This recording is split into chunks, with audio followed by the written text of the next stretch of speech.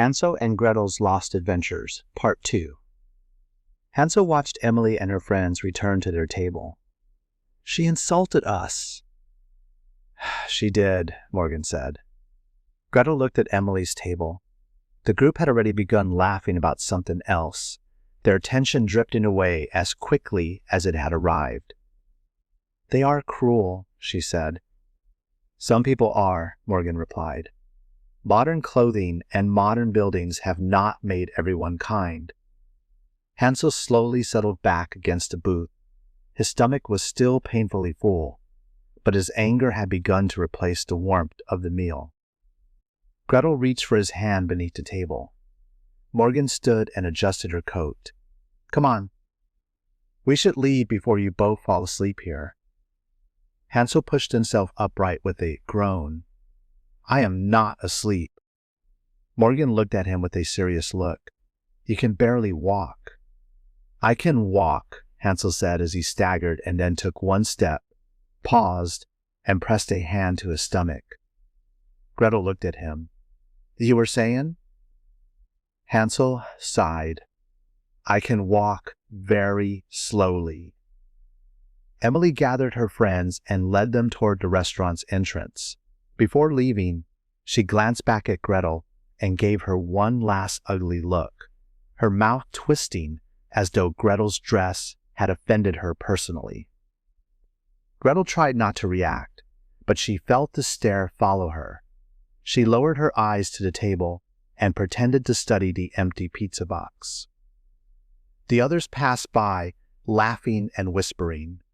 Then one of the boys stopped. He was a little taller than Gretel, with dark hair that fell across his forehead and an open, pleasant expression. Unlike Emily and the others, he did not look at Gretel as though she were something strange or amusing. He looked at her with admiration. "Hi," he said. Gretel lifted her head. For a moment, she wondered whether he was speaking to someone behind her. "Hello," she answered nervously. The boy smiled, and something unfamiliar fluttered inside her chest. It was not fear, hunger, or the nervousness she felt whenever Morgan explained another part of the modern world. It was a warmer feeling, one that made her suddenly aware of the way she was sitting and the strands of hair that had fallen loose around her face. She did not know what was happening to her. The boy had only said hello, yet the simple acknowledgement made her feel seen in a way she had never experienced before. Emily called his name from the doorway. "Are you coming?" The boy glanced over his shoulder, then looked back at Gretel. "See you." Gretel nodded, though she was not certain what she was agreeing to. "Goodbye." He gave her one last smile before hurrying after the group. We thank you for listening. This is Hansel and Gretel's Lost Adventures. This is an Underground Artist Network presentation. We're so happy you have joined us. This is a continuous series, so if you're interested in investing on a long journey that will take you deep into a fantasy world full of adventure, then we think this show will fit your needs. Let's go ahead and pause for some messages, and then the story will continue right after. Welcome back. You are listening to Hansel and Gretel's Lost Adventures. We thank you for taking the time to listen to this new take, updated version of this legendary fairy tale. This is definitely family-friendly, but more of a PG rating, as there will be occasional moments of fright and descriptions of two kids going through their emotional developments without their dad or any other family. So that in mind, sit back, relax, and enjoy this episode of Hansel and Gretel's Lost Adventures. Gretel watched him leave. The other teenagers had laughed at her, stared at her, and treated her clothes as though they made her less of a person. But this boy had stopped to greet her. He had spoken kindly, as if her existence mattered. She pressed her fingers lightly against her chest. "Are you all right?" Hansel asked. Gretel quickly looked away from the door. "Yes." Morgan studied her with quiet amusement. He was being friendly. I know, Gretel said, though she was still trying to understand why that small kindness had affected her so deeply. Hansel glanced toward the entrance. He did not seem very friendly to the others. Perhaps he was simply being polite, Morgan said. Gretel looked down at the empty pizza box, but she could still see the boy's smile in her mind. Perhaps, she murmured. Morgan led Hansel and Gretel away from the restaurant and into the crowded streets of downtown Dallas. She kept one hand around Gretel's wrist and the other near Hansel's shoulder, afraid that the siblings would be swept away by the movement of the city. Stay close, she warned. Do not step into the street unless I tell you to. Hansel nodded, but he continued staring at the traffic. Cars rushed along the road in shining waves, their wheels hissing over the pavement. They moved faster than any horse Hansel had ever seen, and there were so many of them that he could not understand how they avoided crashing into one another. At the corner, Morgan stopped beside a painted line on the pavement. A glowing signal above the street changed color. What does that mean? Gretel asked. It means we wait, Morgan declared. The signal changed again, and people began crossing. Morgan took the siblings with her, but Hansel had barely stepped from the curb when a car turned sharply toward them. A horn exploded through the air. Hansel froze. The vehicle rushed past so close that wind tugged at his tunic. Gretel cried out and grabbed his arm. Morgan pulled them both backward just as the car sped through the intersection. They almost killed us, Hansel shouted.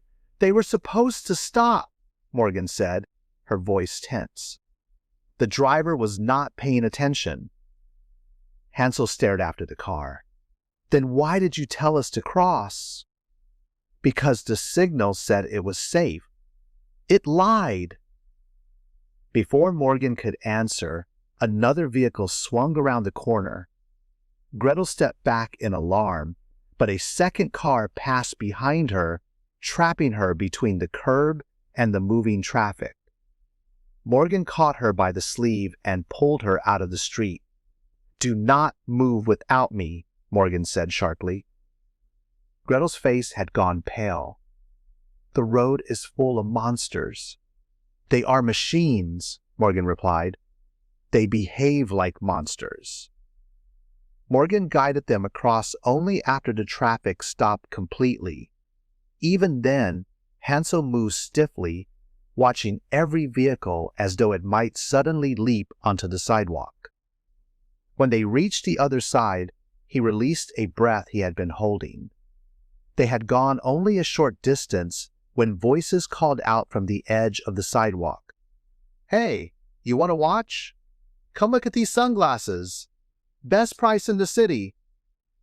Street vendors stepped toward them, holding out boxes, jewelry, belts, and small electronic devices. One man placed a bracelet directly in front of Gretel's face. Pretty girl, this would look good on you, he said. Only $20. Gretel backed away. I do not want it. The man followed her. You can afford $20. Look at your friend's wallet. Another vendor moved in front of Hansel and held up a pair of dark glasses. Try these on. You need them. Very fashionable. I cannot see through them, Hansel said. A woman with a rack of colorful scarves reached toward Gretel's dress. Trade that old thing for something modern. Come on, sweetheart. You do not want to look like that. Gretel pulled away. The vendors' voices overlapped until she could barely think. Each person pressed closer, thrusting objects toward them and demanding that they look, touch, or buy. Hansel's shoulders tightened. We said no. The vendor with the bracelet caught his sleeve. Do not be rude. Just take a look. Morgan stepped between them. Let go of him." The man released Hansel but continued smiling. "We are only trying to help." "You are surrounding them," Morgan said. "Move away." One of the vendors laughed. "They look like they have never been outside before." Morgan took Hansel's hand and Gretel's wrist. "They have seen enough." She pulled the siblings through the crowd, ignoring the vendors' complaints and shouted offers. Hansel looked back as they hurried away. "Were they trying to rob us?" he asked. "Not exactly," Morgan said. "They were trying to sell you things, but they were being aggressive about it." "Why did they not stop when we said no?" Gretel asked. "Some people hear the word no as an invitation to keep asking," Morgan said cautiously. "That makes no sense," Hansel responded in a confused manner. "Welcome to modern city life." Morgan led them down a quieter side street, away from the traffic and vendors. Only then did she release them. Gretel rubbed her wrist and glanced back toward the busy intersection. "How are we supposed to survive here?" Morgan looked at both siblings. "By staying close to me, watching where you step, and learning when someone wants to help you and when someone simply wants something from you." Hansel nodded solemnly. "And we do not cross the road until you say so. And we do not buy anything from a stranger who grabs at you," Morgan added. Gretel looked toward the towering buildings overhead. "There are too many rules." "There are," Morgan said, "but you will learn them." After leaving the street vendors behind, Morgan led Hansel and Gretel into a large department store whose glass doors opened automatically as they approached. Hansel stopped so suddenly that Gretel nearly walked into him. The doors had moved without anyone touching them. "Do not worry," Morgan said. "They are supposed to do that." Hansel kept his eyes on the entrance as it slid shut behind them. The building opened its mouth. Gretel looked around the store. Bright lights shone from the ceiling, illuminating rows of shelves and racks filled with clothing. Music played softly overhead, and people walked between the displays while carrying baskets or pushing small carts. Morgan guided them toward a section marked with colorful signs. "You both need clothes that will help you blend in." Hansel glanced down at his tunic, belt, and tall leather boots. Gretel's long dress was just as old-fashioned, its fabric worn from centuries of confinement. "Why?" Gretel asked. "Because wearing medieval clothing in 2026 attracts attention," Morgan said, as she pointed them in the direction of modern clothing. She then began selecting clothes from the racks. She chose a pair of jeans, a plain shirt, a hooded sweatshirt, and several pairs of socks for Hansel. For Gretel, she picked jeans, soft shirts, a sweater, and a light jacket. Gretel looked toward the women walking through the store. Some wore jeans, shirts, and short dresses that revealed far more of their arms and legs than Gretel was accustomed to seeing. She quickly looked away. "How can they walk around dressed like this?" she asked. Morgan took a few seconds before answering. "Because these are ordinary clothes now." Gretel clutched the jeans against her chest. "But they are not completely covered." "That does not mean they are doing anything wrong," Morgan said. "Clothing is different in this time. People choose what they are comfortable wearing." Gretel lowered a shirt slowly. "That seems unnecessary." Morgan gave her a patient look. "You are not required to love every part of the modern world today, but you do need clothes that fit, are comfortable, and do not make you look as though you have just stepped out of a medieval forest." The store attendant directed them toward fitting rooms. Hansel and Gretel entered separate stalls, each carrying an armful of unfamiliar clothing. A few minutes later, Hansel stepped out wearing jeans and a dark green shirt. He tugged repeatedly at the fabric. clearly expecting it to become more respectable if he adjusted it enough. Gretel emerged in jade. Without them, he looked less like a woodcutter's son and more like one of the young people he had seen moving through the city.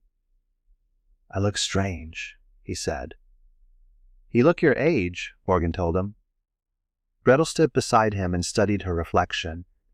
The modern clothes made her appear older, but also less like the frightened girl who had awakened in the ruined house. Gretel looked through the racks again, this time with less hesitation. She selected a deep red sweater and a pair of dark jeans. After changing, she emerged with the new clothes pulled into place and her old uncertainty beginning to fade. Morgan took their medieval outfits from them and folded the garments carefully. "We will keep these." Hansel looked alarmed. "Why?" "They are part of who you were, but you cannot wear them everywhere," she explained. Gretel glanced at the old dress in Morgan's hands. It carried the smell of dust, ashes, and a ruined house. She had expected to feel relieved when it was taken away. Instead, she felt a strange ache of remembrance. Morgan paid for the clothes, then led the siblings back toward the entrance. Hansel walked differently now, still cautious, but less conspicuous. Gretel kept catching her reflection in the glass displays and windows. Each time she expected to see the girl in the old dress. Each time she found someone new. Outside, the city seemed just as loud and enormous as before. Cars rushed along the streets, people hurried past, and the skyscrapers rose above them like endless towers. But Hansel and Gretel no longer looked entirely out of place. This is an Underground Artist Network presentation. We're so happy you have joined us. This is a continuous series, so if you're interested in investing on a long journey that will take you deep into a fantasy world full of adventure, then we think the show will fit your needs. Let's go ahead and pause for some messages, and then the story will continue right after. Thank you for listening to Hansel and Gretel's Lost Adventures, a brand new reimagining of the classic story that deals with modern everyday issues, as well as taking us on an adventurous journey. This is episode 2 of 11, and it continues right now. Gretel looked at her reflection in a dark shop window. She still felt nervous, exposed, and uncertain. Yet beneath those feelings was something else, a small sense of choice. For the first time since awakening, she was wearing something she had chosen for herself. Hansel glanced at the bag containing their old clothes. "Do you think anyone will recognize us?" Morgan looked toward the busy streets. "No one alive remembers what you looked like before." Gretel looked at her brother. They were still the same siblings who had escaped the witch together, but the city no longer saw them that way.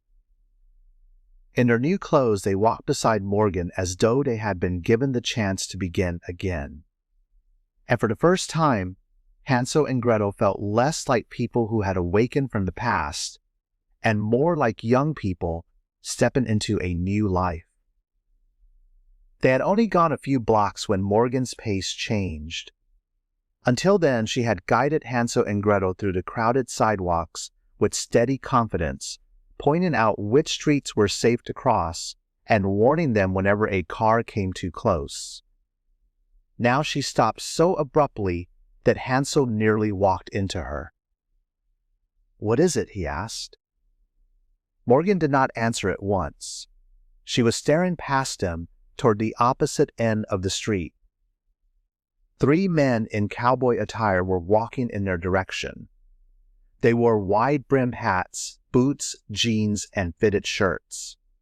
From a distance, they might have looked like performers or ranchers, but they were not behaving like ordinary pedestrians. They walked in a loose line, watching Morgan and the siblings as they approached. Gretel glanced at them, then back at Morgan. "Do you know those men?" "No," Morgan said. Hansel studied their faces. They are looking at us. The men continued forward. Their boots struck the pavement with a steady rhythm. One of them said something to the others, and all three turned their attention toward Hansel and Gretel. Morgan's attention fixed on the three men approaching along the sidewalk. Their cowboy hats cast shadows across their faces, but their eyes remained trained on Hansel and Gretel. "If they keep coming toward us," Morgan said quietly, "we are going to have to run." Gretel glanced at her. "Run where?" "Between the buildings. We will cut through the streets and head for the park," Morgan instructed. Hansel looked toward the towering skyscrapers surrounding them. "Why the park?" Morgan then quietly whispered, "Because we need to find water." Gretel frowned. "Water? A lake, a pond, anything large enough to give us a way out if they follow us." Morgan tightened her grip on their hands. "I think I know why those men are approaching, and I am not waiting to find out." The three men continued toward them. Morgan's voice became firmer. "When I tell you to run, stay close to me. Do not stop, do not turn back, and do not let go of each other." Hansel watched the men draw nearer. Gretel's heartbeat quickened. One of the cowboys lifted his hand and called out, but Morgan did not respond. She stepped between the men and the siblings, watching their approach. "They are still coming," Hansel said. Morgan looked toward the narrow passage between two skyscrapers. "Get ready," she whispered. The men crossed the street. Morgan seized Hansel and Gretel by the hands. "Run!" They tore down the sidewalk. Hansel's new boots slapped against the pavement, while Gretel's breath came in sharp, frightened bursts. Morgan pulled them between two skyscrapers just as the three cowboys rounded the corner behind them. "Stop!" one of the men shouted. They did not stop. The passage between the buildings was crowded with pedestrians, delivery workers, and people carrying bags. Morgan shoved through the moving crowd, dragging the siblings after her. Hansel nearly collided with the man pushing a cart, while Gretel stumbled over a loose piece of pavement and caught herself against a brick wall. The cowboys followed, forcing their way through the passage. People shouted at them as they pushed past, but the men ignored every complaint. Morgan turned sharply behind another skyscraper. They raced through a service alley lined with dumpsters, stacked crates, and metal doors. Hansel glanced over his shoulder and saw the men gaining on them. "They are getting closer!" The alley opened onto a busy street. Morgan stopped at the curb, but there was no time to wait. Cars streamed past in both directions, packed so closely together that the road appeared to be a river of metal. "We cannot cross that," Gretel said. A gap opened in the traffic. Morgan pulled them forward. A horn blasted as they ran into the street. Hansel froze when a car shot toward him, its headlights flashing like an animal's eyes. Morgan grabbed the back of his sweatshirt and yanked him out of the vehicle's path. The car screeched to a stop inches away. The driver shouted through the window, but Morgan was already moving. "Do not stop," she ordered. Gretel ran beside her as another car swerved around them. Tires squealed. Drivers leaned on their horns. Hansel grabbed Gretel's hand, and together they sprinted between the vehicles until they reached the opposite curb. Behind them, the cowboys entered the street. One car swerved so abruptly that its tires struck the curb. The men barely reacted. They pushed through the traffic, following the trio as though the angry drivers and blaring horns were nothing more than an inconvenience. Morgan led Hansel and Gretel around the next building and into a downtown plaza. A concert was taking place nearby, and a huge crowd filled the street beneath glowing screens and colored lights. Music shook the pavement. People cheered, sang, and lifted their phones above their heads to record the performance. She plunged into the crowd. Hansel and Gretel followed, pressed tightly together as the bodies around them shifted and swayed. The music was deafening. Gretel lost sight of Morgan for half a second, then found her again several feet ahead. "Do not let go!" Gretel cried. Hansel tightened his grip on her hand. A wave of cheering fans surged toward the stage, carrying the siblings sideways. Hansel stumbled into a stranger who shouted angrily at him. Gretel was nearly knocked down, but Hansel caught her around the waist and pulled her upright. Morgan fought her way back to them. "This way!" she yelled. They broke through the far side of the crowd and raced toward a line of temporary barricades. Morgan lifted the bottom rail, and Gretel slipped beneath it. Hansel followed, then Morgan ducked after him. The cowboys emerged from the crowd moments later. "They're heading for the park," one shouted. Morgan looked ahead. Beyond the plaza, a line of trees marked the edge of the park. The distance was not far, but the three men had spread out across the walkway. They were trying to surround them. Morgan pulled Hansel and Gretel backward until their backs struck the side of a building. The concert crowd blocked one route, traffic blocked another, and the cowboys closed off the remaining paths. "There is nowhere to go," Gretel whispered. Hansel stepped in front of her. "Then they will have to come through me." Morgan reached for his shoulder. "Do not fight unless you have no other choice." The cowboys approached, breathing heavily but smiling. This is Hansel and Gretel's Lost Adventures Part 2. Let's take our final break and continue after these messages. Thank you for listening to Hansel and Gretel's Lost Adventures, a brand new reimagining of the classic story that deals with modern everyday issues as well as taking us on an adventurous journey. This is episode 2 of 11, and it continues right now. People nearby had begun to notice the confrontation. Several stepped away from the cowboys, murmuring nervously. One woman pulled a child behind her. Another person raised a phone and began recording. Then 2 police officers pushed through the edge of the crowd. "Everyone stay where you are," one officer ordered. The cowboys turned. The officer pointed at them. "Why are you chasing these people?" The tallest cowboy lifted his hands. "It is just part of a game." "You ran through moving cars." "Drivers had to slam on their brakes," the officer replied. "People are scared and getting freaked out by what you are doing." The men remained silent. The officers continued questioning them, blocking their path just long enough for Morgan to act. "Now," she whispered. She grabbed Hansel and Gretel and pulled them toward the park. They ran beneath the trees while the police kept the cowboys occupied. The concert noise faded behind them, replaced by the rustle of leaves and the distant hum of traffic. Hansel looked back once. "Will the police hold them?" "Not for long," Morgan said. "We need to keep running. We need to find water." They hurried deeper into the park, following a narrow path beneath the trees. Behind them, the sound of shouting rose again. The police had not held the cowboys for long. "They are coming," Hansel said. Morgan looked toward the dark water visible through the trees. "Keep moving. The lake is ahead." Gretel's legs were beginning to ache, but she pushed herself faster. Her clothes clung to her skin, and every breath scraped her throat. Hansel stayed beside her while Morgan ran ahead, searching for a clear route to the shore.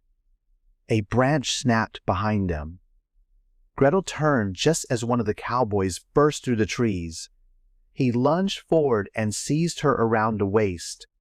Gretel screamed as he pulled her backward. "Let me go!" She kicked at his legs and clawed at his arm, but his grip tightened.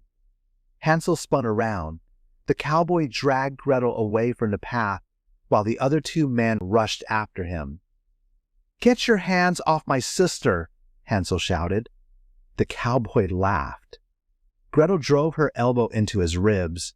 He grunted, but did not release her. Morgan moved toward them, but one of the other cowboys stepped into her path. Hansel looked around wildly.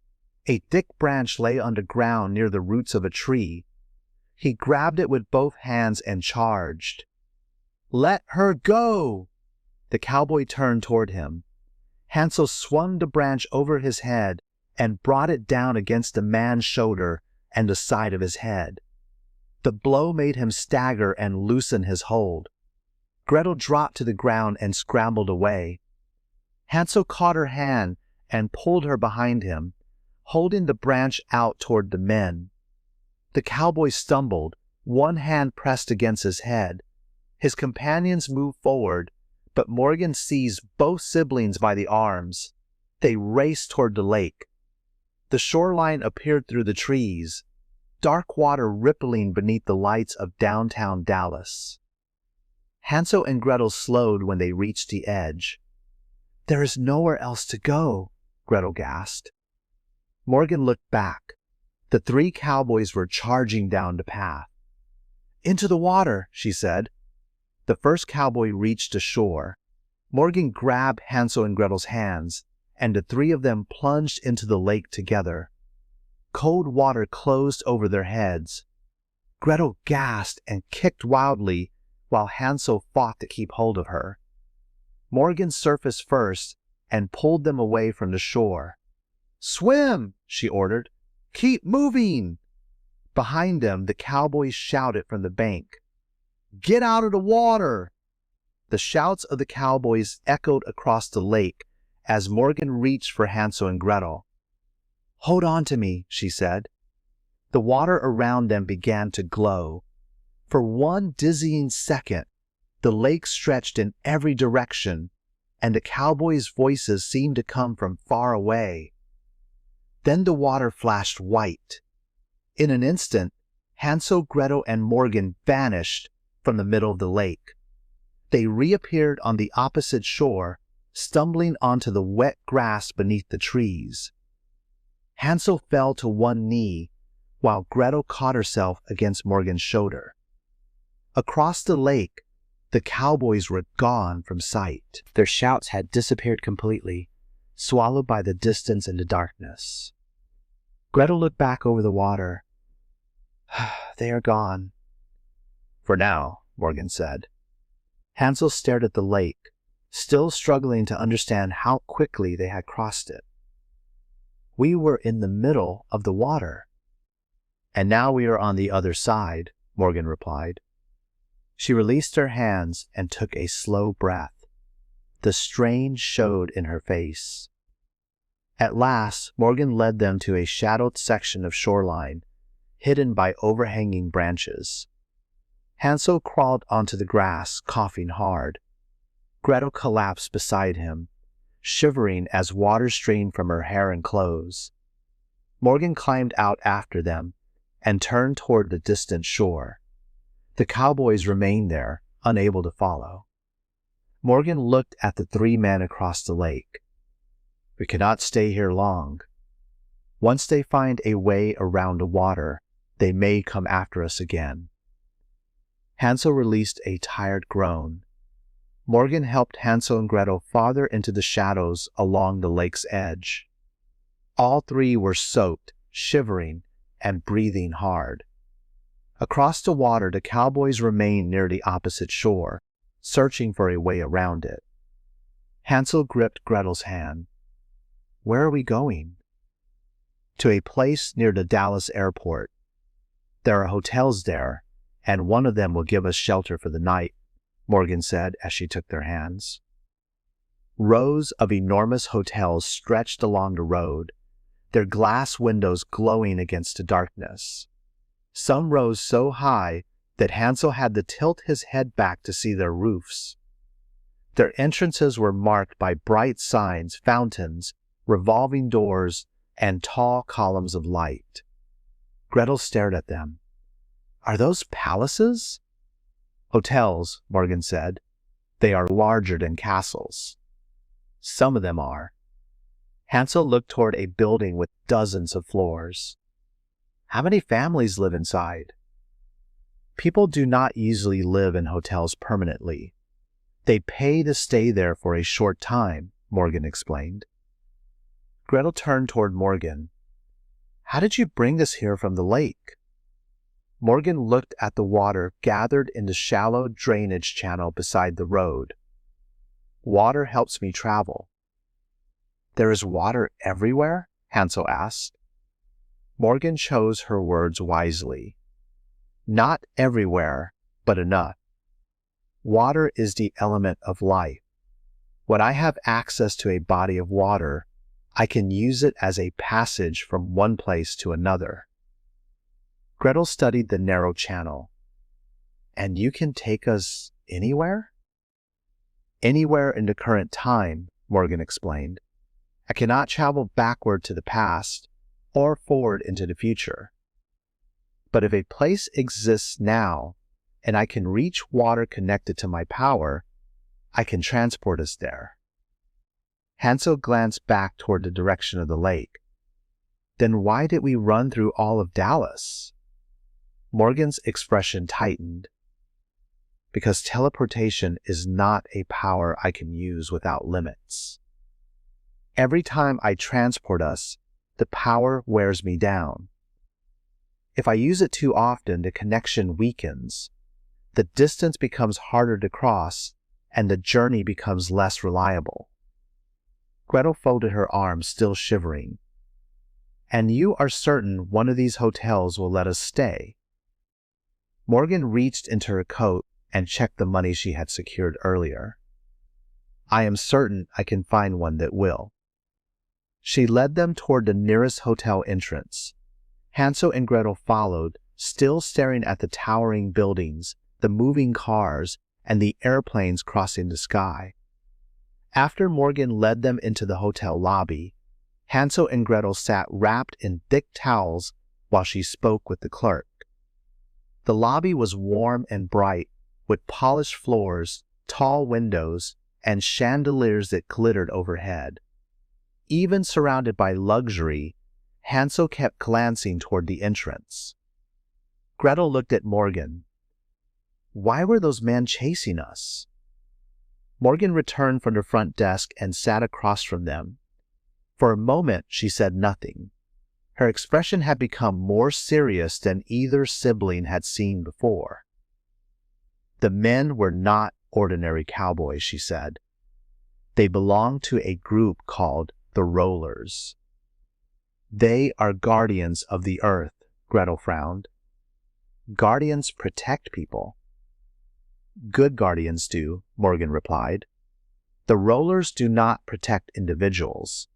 They protect secrecy. Hansel leaned forward. What secrecy? Morgan knew Gretel would persist, so she had to answer. The secrecy of civilization. The secrecy of the universe. They exist to make certain that people do not discover what is supposed to remain hidden. Gretel looked toward the hotel windows. What does that have to do with us? You survived centuries of time that should have erased you, Morgan said. You fell through the cracks of history. People like you are not supposed to exist. The Rollers search for anyone who comes from another time, anyone who has manipulated a normal human lifespan, and anyone who has somehow remained hidden from the natural order of the world. Hansel's face hardened as he looked toward the hotel entrance. So, they want to kill us. Morgan did not answer immediately. They want to stop you, she said at last. What they do after capturing someone depends on how dangerous they believe that person is. Hansel rose from his chair. Then we should leave before they find us again. Morgan reached for his arm. Listen to the rest. The Rollers are difficult to escape because they are almost immortal. Gretel's eyes widened. Almost? Morgan further explained. They do not age as ordinary humans do, and ordinary weapons cannot destroy them. Water is their weakness. Direct exposure can melt them away. Hansel stared at the fountain, watching the water fall in a steady stream. If we stay near water, he spoke, we are safe. As safe as you can be, Morgan replied. And if you stay with me, I can use that water to move us when we need to escape. Gretel looked at the glittering hotel lobby, then toward the dark windows beyond it. A distant elevator bell chimed. Hansel and Gretel both turned toward the sound. Morgan stood. Come, she said. We need to get you dry, and then we need to decide which hotel room we can afford. Hansel looked once more at the fountain. Stay close to the water, Morgan reminded them, and this time neither sibling questioned her. Hansel suddenly struck his palm against his knee. I do not want to rest, he said. Gretel flinched. What is wrong? What is wrong? Hansel looked at Morgan, his eyes shining with anger and exhaustion. Everything is wrong. Morgan remained silent. I do not want to find another witch, he continued. I do not want to learn how these machines work, or how to speak to strangers, or how to get a job, or how to hide from men who want to erase us. His voice cracked. I just want to live a normal life. Gretel reached for his hand, but he pulled it away. I lost my childhood, Hansel said. It was taken from me. I went to sleep as a boy, and I woke up hundreds of years later in the body of a young man. I never got to grow up. I never got to choose who I would become. His breathing became uneven. And now everyone keeps telling me what I must do. Morgan's expression softened. Hansel, no! He stood so quickly that the chair scraped against the floor. Tell me what I have to do. What do I have to do for Gretel and me to live a normal life? The question echoed through the quiet hotel area. Hansel's expression went still. You and Gretel were supposed to die in the witch's candy house, Morgan continued. The witch intended to fatten you, kill you, and use your bodies as food. Your lives were meant to end there. Gretel's face tightened at the memory of the oven and the sweet-smelling walls. The witch would have consumed you, Morgan said. Your life force would have added another 100 years to her existence. Morgan folded her hands. The witch still had evil work to do in the world. She was meant to survive long enough to carry it out. When you and Gretel defeated her, you altered the course of history. Gretel's voice was quiet. We stopped her from hurting other children. You did, Morgan said. You saved yourselves, and you may have saved many others.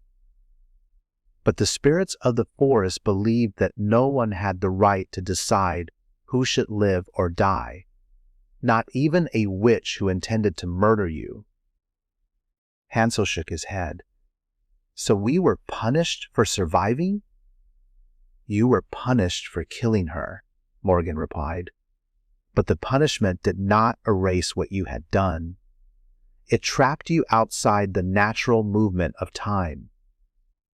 Hansel looked toward the hotel windows. Cars moved along the road beyond the glass, their lights sliding across the darkness.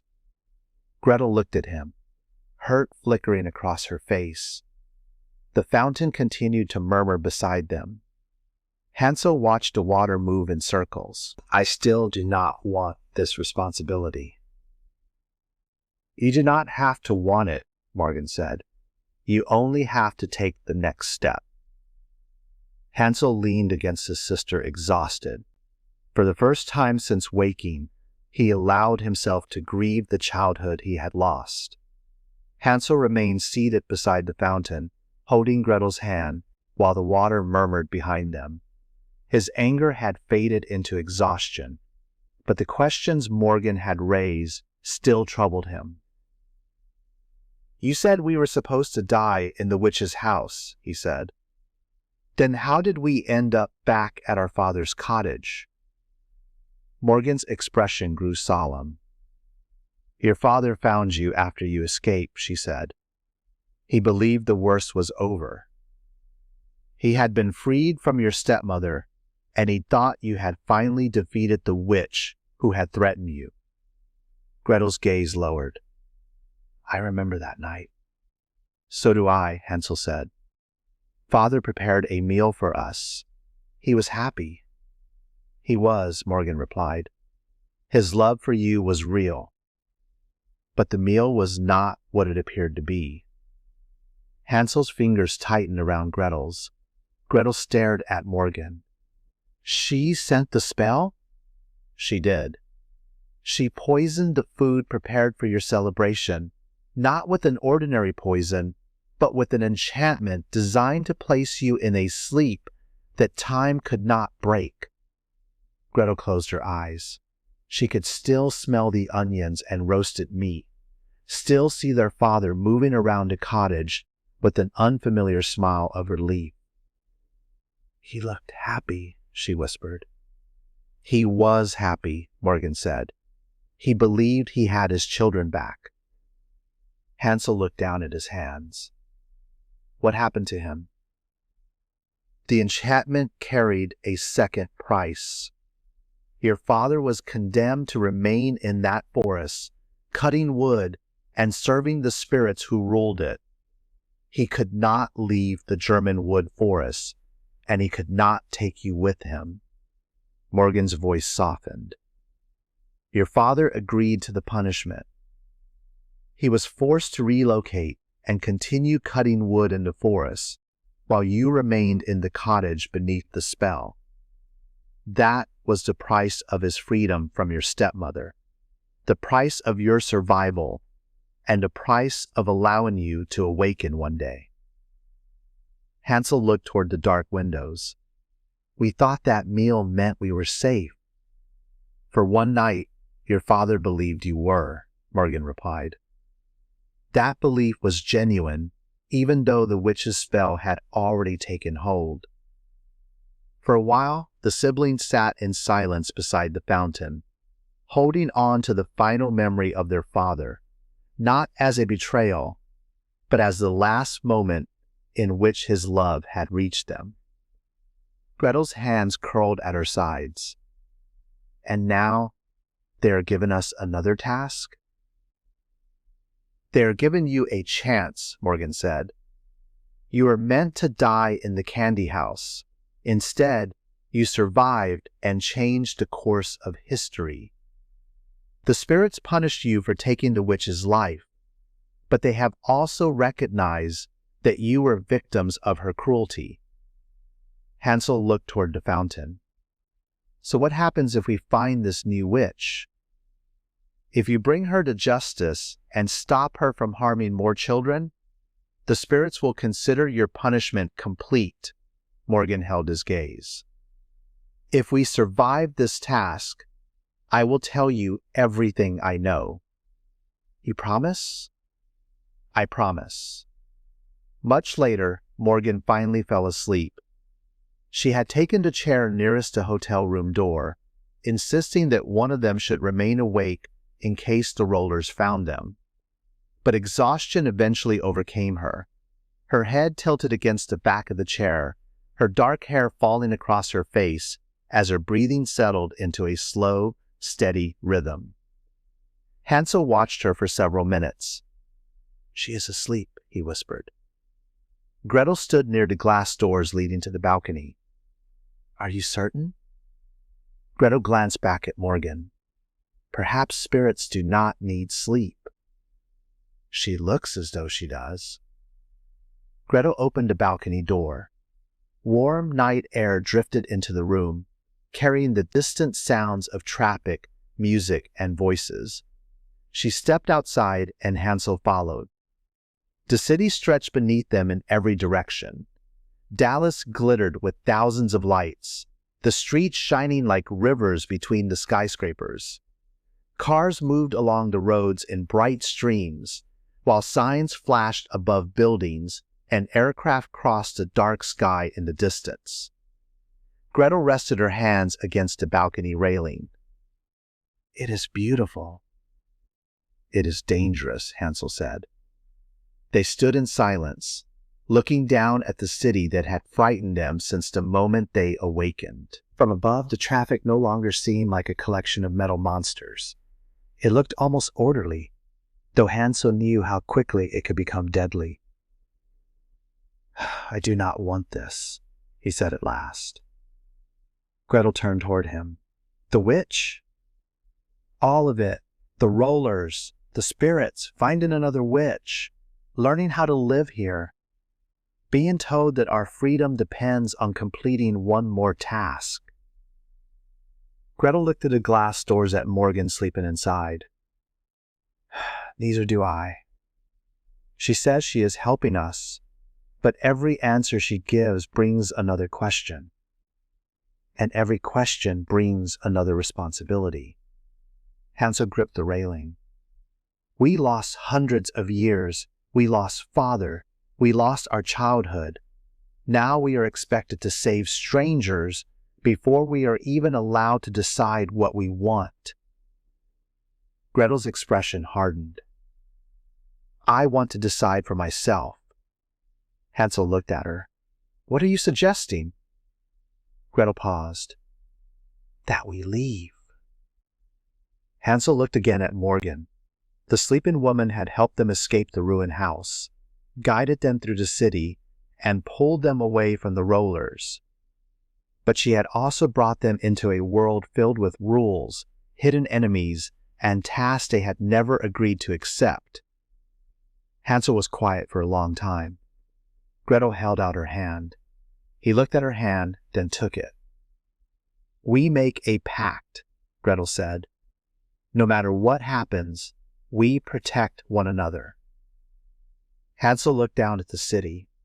Fear moved through him, cold and sharp. But beneath it was another feeling, the dangerous excitement of making a decision that belonged entirely to him. They opened the hotel room door and stepped into the hallway. The corridor was quiet, carpeted, and softly lit. Hansel kept looking over his shoulder, expecting Morgan to appear behind them. They reached the elevator and pressed the button. A soft chime sounded almost immediately. The doors opened. Hansel and Gretel entered and stood side by side as the elevator carried them down. When the doors opened in the lobby, they stepped out cautiously. The night clerk glanced up from the desk, but Morgan had already secured their room, and the clerk did not question them. Hansel held the door open for Gretel, and together they walked outside. The city struck them at once. Traffic roared along the road. Neon signs flashed above the sidewalks. Gretel's eyes widened. Hansel's did the same. Fear and uncertainty filled their faces, but neither turned back toward the hotel. They tightened their grip on each other's hands and stepped onto the city sidewalk. Then Hansel and Gretel began walking into the night, carrying nothing but their borrowed clothes, their unanswered questions, and the fragile pact that they would protect each other as they search for a freedom of their own. This is going to conclude our second chapter. Remember, this is an 11-chapter series. In addition to that, we also offer a podcast specifically dedicated to each episode. My partner Morgan and I carefully analyze and discuss each episode of Lost Adventures. That's called Lost Adventures Mythology. That follows every episode. Please check those out also. We will return with Chapter 3 on September 21st at 7 p.m. Until then, please support any of our other shows here on the Underground Artists Network. Thanks for listening.